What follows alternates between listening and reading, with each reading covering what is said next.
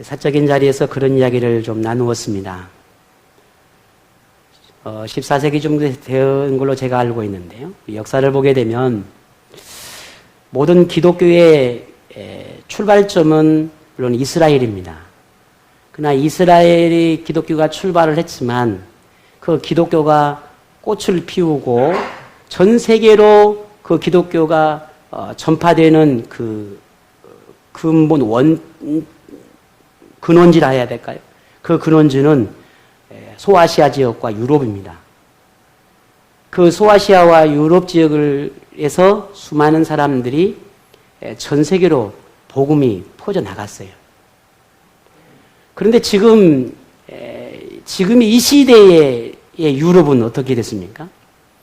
신학의 근간을 두고 있고 모든 기독교의 조직화와 지금 우리가 이렇게 신앙생활을 잘하고 있는 모든 신앙과 신학의 모든 근간이 대부분 유럽에 기반을 두고 있습니다. 아시는 분도 계시겠지만 우리 한국교회의 장로교는 그 뿌리를 스코틀랜드에 두고 있습니다. 그만큼의 유럽의 신앙과 신학이 우리나라에 많은 영향을 주었을 뿐만 아니라 전 세계도 마찬가지예요. 여러분이 잘 아는 청교도들도 마찬가지였고요. 그런데 지금 보십시오. 유럽이 어떻게 됐는지. 그 계기가 있었습니다. 여러분이 잘 알고 있는 패스트라고 하는 그 질병이 영국의 뿐만 아니라 독일과 프랑스의 모든 이 사상을 바꿔놨어요. 그 전염병이 창궐을 하면서 유럽 인구의 3분의 1이 죽었습니다. 사람들이 다 죽어버렸어요. 그 병으로 인해서. 하나님만을 의지하고 하나님만을 바라봤던 오직 신앙으로 살았던 그들이 더 이상 하나님은 없다. 하나님이 살아계신다면 이런 질병과 이런 두려움 속에서 우리를 그들은 내버려 둘 수 있겠냐? 하나님은 더 이상 없다. 더 이상 하나님을 믿을 필요가 없다. 그 운동이 일어나는 게 여러분 잘 아는 르네상스입니다. 인본주의.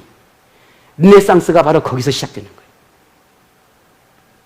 제가 늘 역사를 봐라. 역사를 보면 하나님이 우리에게 답을 가르쳐주고 방법을 제시한다라고 하는 말을 누누이 제가 말씀을 드렸을 것입니다. 이 코로나라고 하는 이 전염병이 한국 교회뿐만 아니라 전 세계 모든 교회의 흐름을 바꾸고 있습니다. 저는 그렇게 생각을 합니다. 또 다른 이 시대에 코로나가 르네상스가 됐다. 사람들은 하나님 중심에서 이제 사람 중심으로 바뀌기 시작합니다.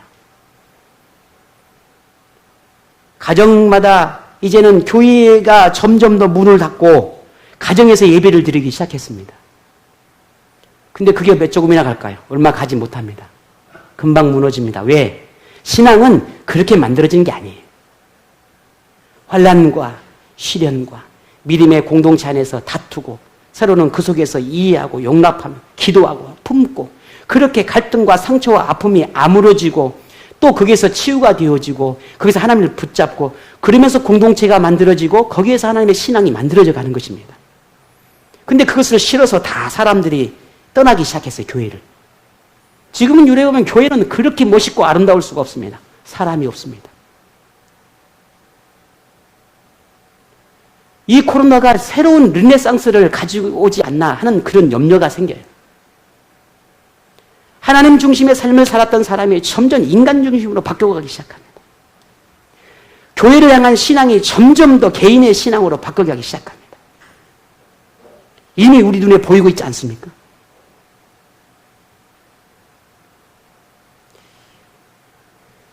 산을 굽이굽이 넘는 듯한 그런 인생의 여정에서 위로와 평강을 얻고 힘과 용기를 얻을 수 있다면 비록 그 길이 험하고 힘들지라도 끝까지 견디며 마칠 수 있을 것입니다.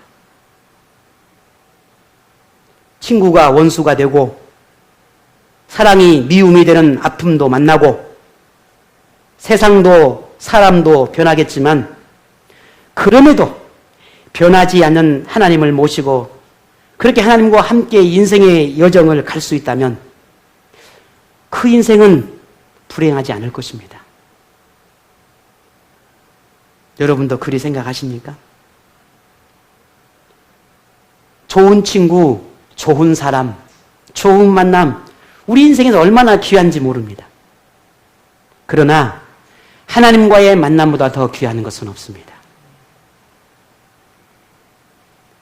세상 모든 건 변하지 않는 건 없습니다.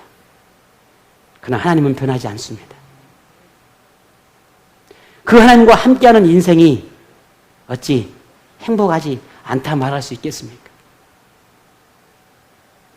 슬픔과 아픔, 고통에 탄식하며 그렇게 눈물로 하나님을 찾는 다윗은 행복한 사람이었을까? 평생 경험하지도 못한 그런 두려움과 공포로 힘들어하는 오늘 이 현 시대를 살아가고 있는 오늘 저와 여러분, 행복하십니까? 누구에게나 그렇듯 죄와 악과 사탄의 유혹은 끊임없이 시시때때로 다가옵니다.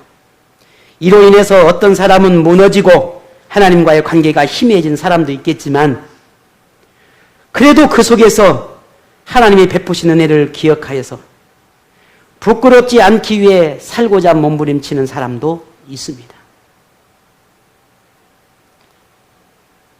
하나님을 붙잡고 죄와 맞서며 믿음의 기백을 가지고 살아가는 사람.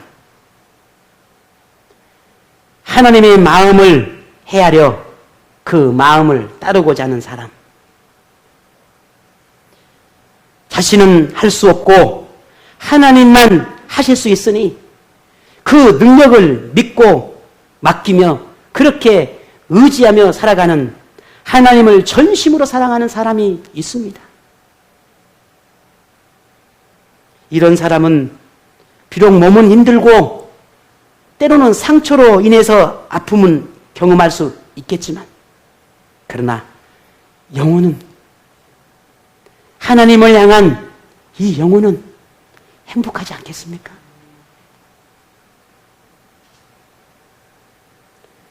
만일 영혼은 하나님과 멀어져 있는데 내가 지금 누리고 살아가는 이 현재의 생활이 편안하고 즐겁다고 행복하다고 말할 수 있을까? 부족함이 없이 그저 내가 원하고 꿈꾸었던 것들이 다 이루어졌다고 내 영혼은 피폐해져 있고 내 영혼은 하나님과 멀어졌는데 그게 행복하다라고 말할 수 있을까?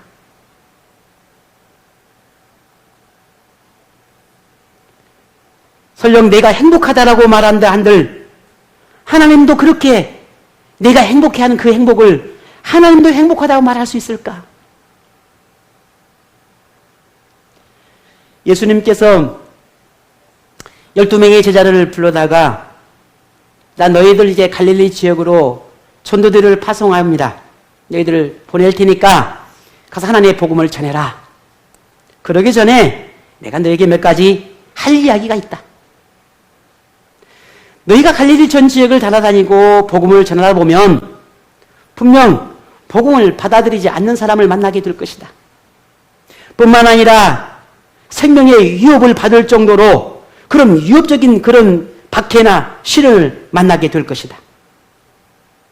그렇게 경고를 하십니다. 그러면 나는 너희들을 마치 이야기가 있는 이리가 가득한 그곳에 보낸 것 같다. 라고 하는 말씀을 하십니다. 하지만 두려워하지 말아라. 너희가 어떤 상황에 만나든 너희가 어떤 환경에 있든 두려워하지 말고 강해져라. 강해야 한다. 혹 그들이 너희들을 때릴 수도 있고 혹 그들이 너희를 옥에 가둘 수도 있고 핍박할 수도 있겠지만 그것 때문에 두려워하지 말아라. 정말 너희가 두려워할 것은 그들이 아니라 하나님이다. 그리고 예수님이 마태복음 10장 28절에 이렇게 말씀을 하십니다. 몸은 죽여도 영혼은 능히 죽이지 못하는 자들을 두려워하지 말고 오직 몸과 영혼을 능히 지옥에 멸하실 수 있는 일을 두려워하라.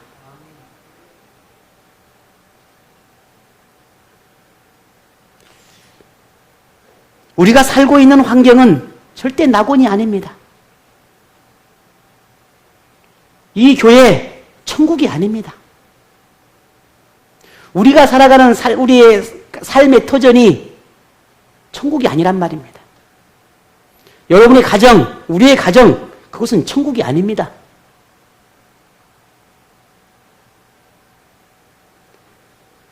오늘 이 예수님의 비유 말씀처럼 내가 살아가는 모든 삶의 환경은 내가 머무는 그 모든 곳은 다 이리가 가득한 환경입니다.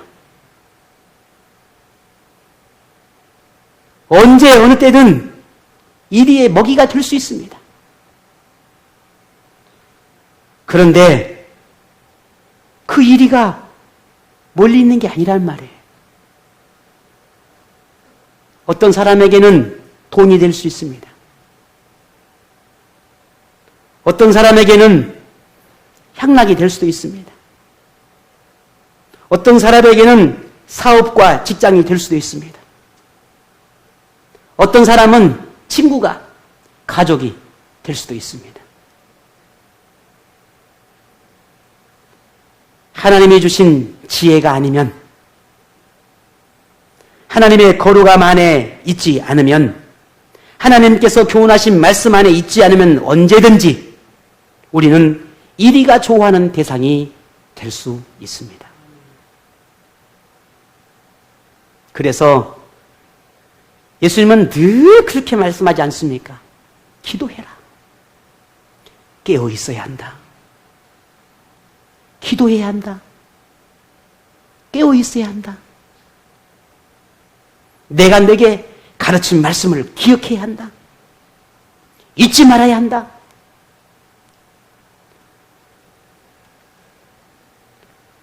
하나님을 향한 영적인 두려움을 가져야 합니다. 곧 그것이 지금 우리가 믿음을 지키는 비결입니다. 마지막 때 하나님 앞에 설 수 있는 비결입니다. 다윗은 자신의 인생에서 가장 안전한 곳, 영혼이 진정한 쉼을 얻을 수 있는 곳, 평강을 누릴 수 있는 곳, 그곳이 하나님 품이라는 것을 알았습니다. 하나님의 능력을 믿고 도움을 받고 살아가는 그 인생이야말로 이 이리가 득실되는 세상에서 승리할 수 있는 비결이라고 하는 사실을 경험했습니다. 친구도, 가족도, 주변의 많은 사람들이 이리가 되어서 물어뜯고 목을 조이는 그런 시련 속에서 그가 할 수 있는 것은 오직 하나님을 붙드는 것이었습니다. 하나님 곁을 떠나지 않는 것이었습니다. 이런 다윗의 신앙은 본문의 그 기도 속에서 그대로 드러나고 있습니다. 오늘 15절을 볼까요? 나의 앞날이 주의 손에 있사오니 내 원수들과 나를 핍박하는 자들의 손에서 나를 건져주소서. 아멘. 나의 앞날이 주의 손에 있사오니 나의 미래가 주께 있으니 나의 인생이 주 안에 있으니 만일 내일, 아니 1년 혹은 10년 뒤를 걱정하며 불안해하고 초조해하며 산다면 그 사람에게는 행복이 있을까? 여러분 그럴 것 같습니까? 내일이 무슨 일이 날까? 1년 뒤에 무슨 일이 날까? 이럴까 저럴까 고민하고 걱정하는데 그 사람에게 행복이 있을까? 그러면 반대로 내일 일을 알고 나의 모든 미래를 예측하고 안다면 그 사람은 행복할까? 물론 좋은 일만 있다면 괜찮겠지요. 그런데 그렇지 않다면, 그렇지 않는 것을 내가 알고 있다면 그 사람은 행복할까? 그래서 참 우리는 복 있는 사람입니다. 왜요? 내일 일을 모르니까. 알고 싶어요? 오지사님? 궁금해요? 500원 주면 제가.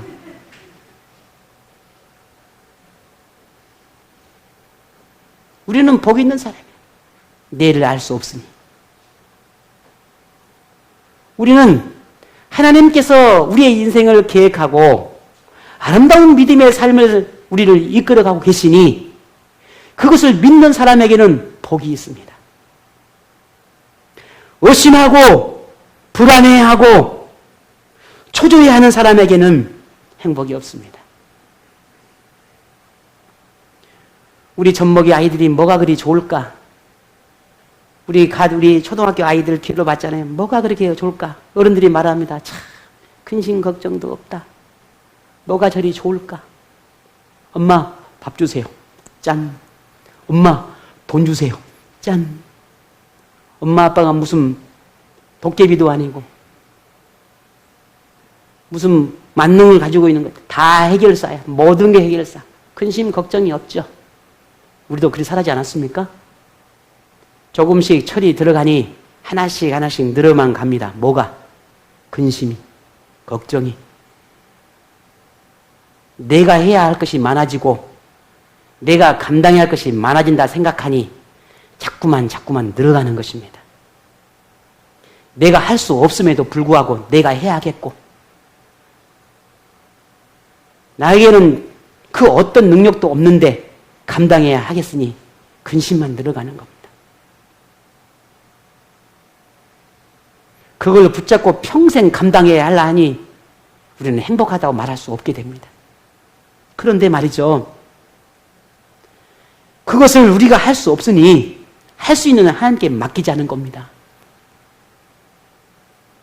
내가 원하든 내가 원하지 않든 하나님은 나를 향한 모든 계획을 갖고 계시니 맡기자는 겁니다.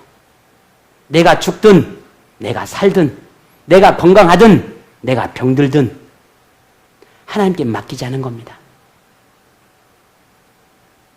그러면 거기서 삶의 의미를 발견하고 거기서 하나님의 능력을 발견하고 내가 어떻게 살아야 되는지 무엇을 위해 살아야 되는지를 발견하지 않겠습니까? 그렇게 믿고 맡기며 하나님의 이끄심에 순종하기만 하면 하나님께서 책임지시니 이를 믿는 사람은 평강을 누리고 복을 누리게 되는 것입니다. 그래서 다윗은 자신의 앞날을 하나님께 맡긴다라고 고백하고 있습니다. 그래서 그가 복 있는 사람이 될 수 있었던 것입니다. 우리의 눈은 영적이지도 못하고 아주 제한적입니다. 우리의 마음 역시 아름다운 것을 담기에는 너무너무 좁고 초라합니다. 자신이 손해보는 것을 용납하지 않습니다. 욕망과 탐욕과 자기애로 가득합니다. 생각은 어떻습니까? 좋은 것, 거룩한 것보다는 그렇지 못한 것들을 더 끌리고 거기에 더 관심을 갖습니다. 매력을 느끼지요. 계획하는 것은 어떻습니까? 하나님과 하나님의 집보다는 자신의 이익과 유익에 더 집중합니다. 이것이 지극히 인간적인 것이라고 말하지만 그것이 당연하다고 말하면서 그렇게 하나님의 뜻과는 하나님의 계획과는 상관없는 자신이 원하는 삶을 살아가고 있다는 겁니다. 그러나 그것은 당연한 것이 아닙니다. 이러한 삶을 사는 사람에게 하나님은 더 이상 은혜를 베풀지 않습니다. 다윗은 이러한 사람들의 말로를 그는 보았습니다. 반면 하나님을 두려워하고 하나님의 뜻에 순종하며 오직 하나님을 의지하는 사람에게는 하나님께서 어떤 은혜를 베푸는지를 그는 직접 경험했습니다. 그리고 오늘 본문도 이렇게 말합니다. 다 같이 한번 읽어보겠습니다. 19절입니다. 주를 두려워하는 자를 위하여 쌓아두신 은혜, 곧 주께 피하는 자를 위하여 인생 앞에 베푸신 은혜가 어찌 그리 큰지요. 쌓아두신 은혜가 있다는 겁니다. 저는 우리 애들에게 줄만한 쌓아놓은 것이 없네요. 혹시 여러분은 있으십니까? 하나님은 우리를 위해 쌓아둔 것이 있답니다. 쌓아두신 것이 있다라고 하는 말은 그만큼 하나님을 사랑하는 자녀에게 얼마나 많은 복을 주고 싶어 하는지를 말해주고 있는 겁니다. 뿐만 아니라 하나님의 은혜는 은밀하게 그 자녀에게만 주는 것이 아니라 주변의 모든 사람들이 다 알도록 주시는 것이 하나님의 은혜라는 것입니다. 여러분의 인생에서 지난 우리 삶에서 가만히 한번 생각해 보십시다. 나도 인정하고 나를 아는 사람도 인정하고 내 주변의 모든 사람이 인정할 만큼의 그런 은혜를 내게 주신 거 있는지 여러분 기억하십니까? 그 은혜가 있는지 없는지? 여러분 중에 그 누구도 부정할 수 없을 것입니다. 인생의 시련 속에서 내 인생에서 누구도 인정할 수밖에 없는 그 은혜가 오늘 우리 자신들에게 얼마나 많이 있었다는 것 사실을. 물질의 어려움 때문에, 직장 때문에, 자녀들 문제 때문에, 혹은 남편 때문에, 혹은 아내 때문에, 혹은 사업 때문에, 가정에서, 직장에서 내가 살아가는 모든 삶의 하나하나를 뒤돌아보면 그 어느 것 하나 하나님께서 해결해 주시지 않는 것이 없었습니다.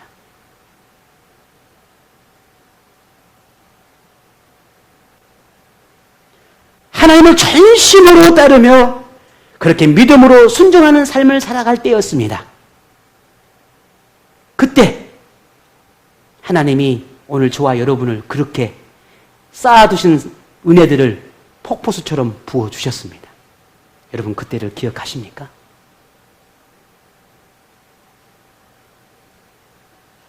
세상에 부끄럽지 않는 자녀가 되라고 내가 사랑하는 자녀, 내가 선택한 이 자녀가 세상에 손가락질 받지 말라고 그렇게 인생을 책임지고 이끌어주시고 보호해 주셔서 복을 베푸시고 은혜를 베풀었습니다. 그걸 여러분 기억하십니까?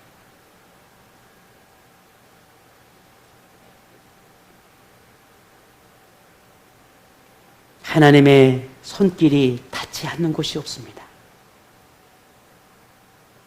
위기를 만날 때, 죄에 넘어졌을 때, 희망이 없다고 투덜거릴 때,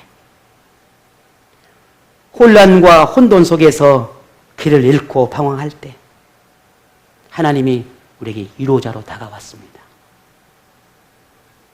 빛이 되어 주셨습니다. 해결자가 되어 주셨습니다. 그 은혜를 여러분 기억하십니까? 그때를 여러분 기억하십니까? 그 순간을 기억하십니까?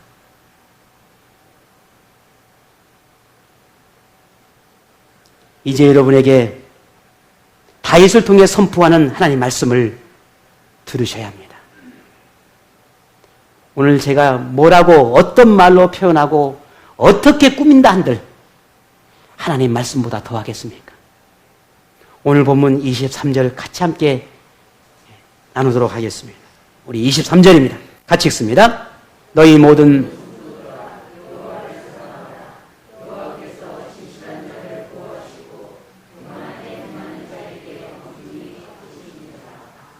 아멘.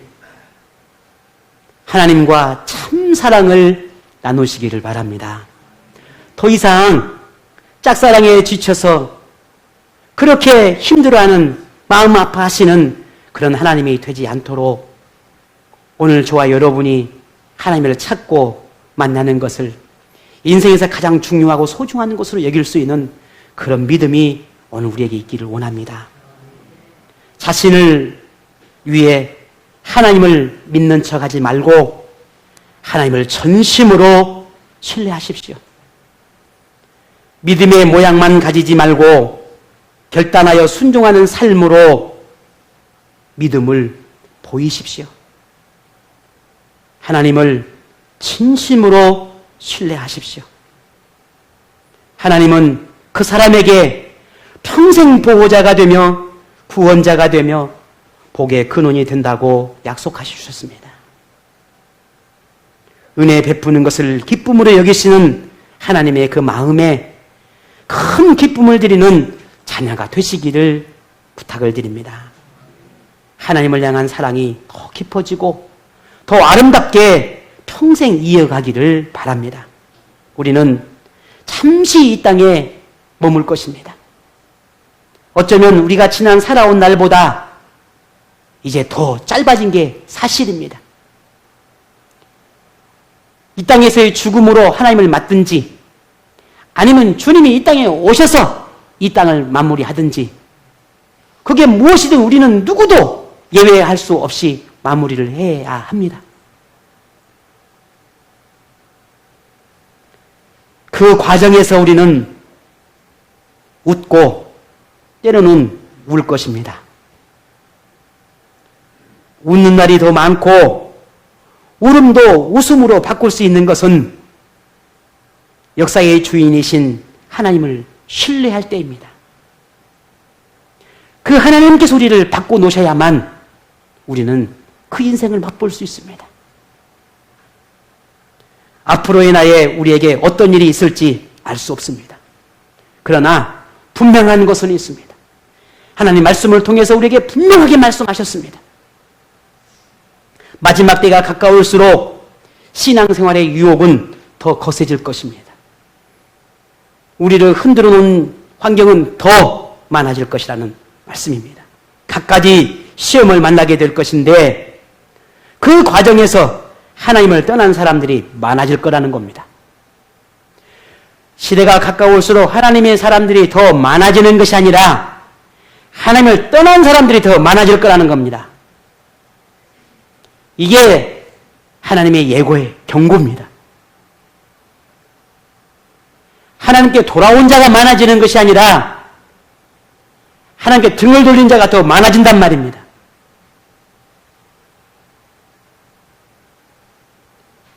사람들은 자기 의로 살기를 더 좋아할 것입니다. 더 이상 하나님도, 하나님의 말씀도, 하나님의 교훈도 필요치 않고 그저 자기가 원하는 자기 의를 가지고 살아가는 사람들이 많아질 것입니다. 하나님보다 세상과 세상의 것을 더 좋아할 것입니다. 세상을 더 두려워하여 하나님의 말씀에 순종하지 않을 것입니다. 하나님을 전심으로 믿기보다 종교적 행위만을 가진 사람들이 더 많아질 것입니다.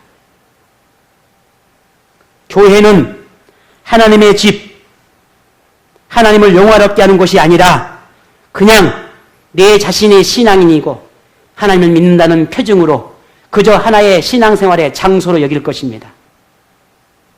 그래서 내가 가고 싶을 때 가고 내가 가기 싫으면 가지 않습니다.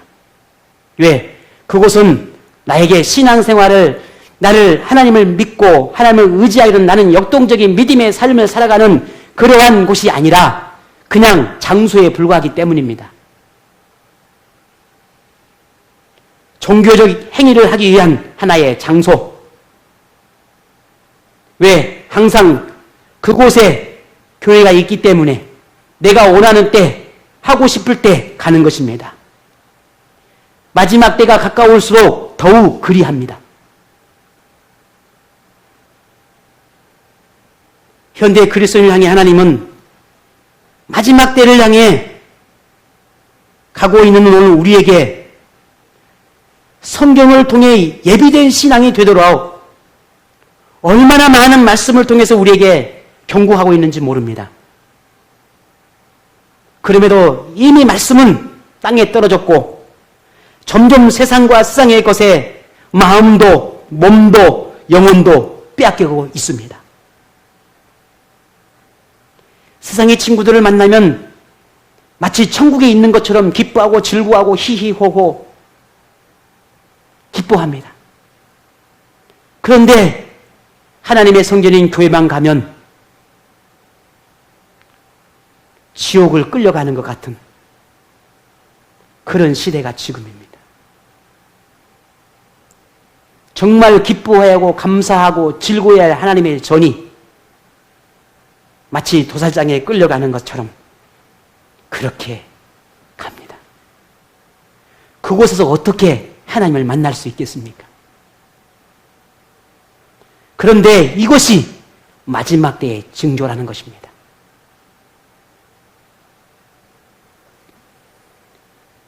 현대 그리스도를 향해 말씀하시는 이 마지막 때를 예비하라고 말씀하시는 하나님의 말씀을 우리는 들어야 합니다. 오늘 본문에 다윗도 말합니다. 24절에 여호와를 바라는 너희들아 강하고 담대하라. 이 험한 세상을 살아가는 너희들아 강하고 담대하라. 믿음의 유혹의 시대를 살아가는 너희들아 강하고 담대하라. 하나님을 향한 오늘 여러분의 영적인 감각은 어떻습니까? 하나님을 향한 두려움이 있습니까? 지금은 어느 때보다 지혜가 필요하다고 더 하나님의 말씀을 붙잡고 믿음을 지켜내야 살아가는 그런 간절함이 필요할 때입니다. 이제 여러분은 선택하셔야 합니다. 어떤 선택을 하느냐에 따라 하나님의 보호를 받을 수 받지만 그리고 그 쌓아놓으신 하나님의 은혜를 누릴 수도 있겠지만 반면 하나님의 엄중함을 보게 될 수도 있습니다. 이 시기가 끝나고 나면 이 상황이 끝나고 나면 하나님을 진실하게 사랑하는 사람과 그렇지 않는 사람은 분명 구분될 것입니다. 진심으로 교회를 사랑하는 사람, 하나님을 사랑하는 사람과 그렇지 않는 사람 구분되게 될 것입니다. 하나님을 위해 사는 사람과 자신을 위해 사는 사람이 구분될 것입니다. 하나님이 세운 이 땅에 핏값을 낸 믿음의 지체들을 위해 사는 사람과 자신을 헌신하고 희생적인 삶을 사는 사람과 나만을 위해 살아가는 사람은 구분될 것입니다. 하나님의 뜻 앞에서 살고도 몸부림치는 사람과 신앙을 위한 그저 신앙을 위한 삶을 살아가는 사람은 구분될 것입니다.